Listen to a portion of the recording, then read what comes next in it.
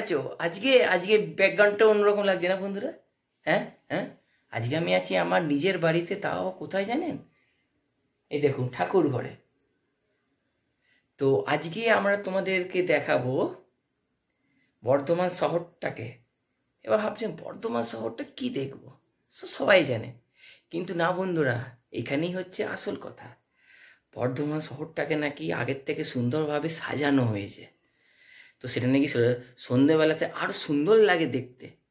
এটা কিন্তু ঠিক কথা। আগে বর্ধমান শহরটা এত সুন্দর সাজানো গোছানো ছিল না, মানে বর্তমানে যেমন আছে সেই তুলনায় বলছি। তো আপনারা ভিডিওটা থাকুন আর ভিডিওটাতে দেখুন যে কতটা সুন্দর সাজানো হয়েছে। অবশ্যই এরপরে আরও সুন্দর হবে না? আর যারা বর্ধমানকে ভালোবাসো তাদের তো ভালো লাগবেই। আমি খুব ভালোবাসি। I love Bardhaman. একটু ইংলিশ বলে ফেললাম,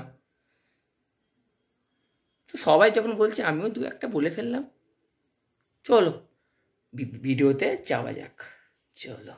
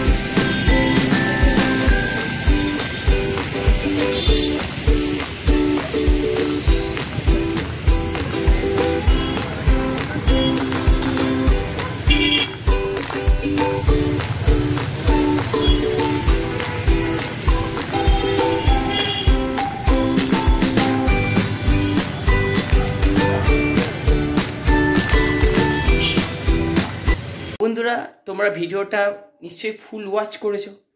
তো তোমরা কমেন্টে বলো যে কোন জায়গাটা তোমাদের ভিডিওটা ভালো লেগেছে, মানে কোন পার্টটা ভালো লেগেছে, সেখানটা কমেন্টে বলো। আর আমাদের সঙ্গে থাকতে ভিডিওটিতে একটা সাবস্ক্রাইব করে দাও, পারলে ভিডিওটা একটু শেয়ার করে দাও, শেয়ার করলে আর সবাই দেখতে পাবে, তাই না? তো আজকের মতো ভিডিওটা এই পর্যন্তই,